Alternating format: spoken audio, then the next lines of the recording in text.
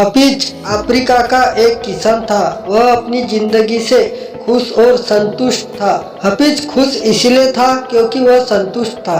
वह संतुष्ट इसलिए था क्योंकि वह बहुत खुश था। एक दिन एक अक्लमंद आदमी उसके पास आया और हफीज को हीरो के महत्व और उनसे जुड़ी ताकत के बारे में बताया। उसने हफीज से कहा, अगर तुम्हारे पास अंगूठे जितना भी बड़ा हीरा हो तो तुम पूरा शहर खरीद सकते हो, और अगर तुम्हारे पास मुट्ठी जितना बड़ा हीरा हो तो तुम अपने लिए शायद पूरा देश खरीद लो। वह अक्लमंद आदमी इतना कहकर वहां से चला गया। उस रात हफीज सो नहीं सका। वह असंतुष्ट हो चुका था, इसलिए उसकी खुशी भी खत्म हो चुकी थी। दूसरे दिन सुबह होते ही वह अपने खेतों को बेचने और परिवार के देखभाल का इंतजाम किया और हीरे खोजने के लिए दूसरी ओर चला गया।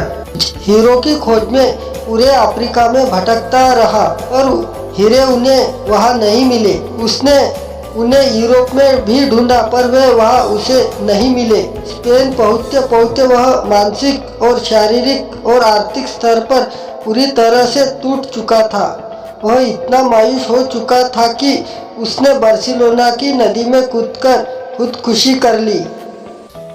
इधर जिस आदमी ने हफीज के खेत खरीदे थे, वह एक दिन उन खेतों से होकर बहने वाले नाले में अपने ऊँटों को पानी पिला रहा था। तभी सुबह के वक्त उग रहे सूरज की किरणें नाले के दूसरी ओर पड़े एक पत्थर पर पड़ी और वह इंद्रधनुष की तरह जगमगा उठा। उस आदमी ने वह पत्थर यह सोचकर उठाया कि उसकी बैठक में वह अच्छा दिखेगा। उसने उठाकर अपनी बैठक कक्षा में सजा दिया। उस दिन दोपहर में हफीज को हीरो के बारे में बताने वाला आदमी खेतों के नए मालिक के पास आया। उसने उस जगमगाते हुए पत्थर को देखा और पूछा, क्या हफीज लौट आया? नए मालिक ने जवाब दिया, नहीं, लेकिन आप यह सवाल क्यों पूछ रहे हो?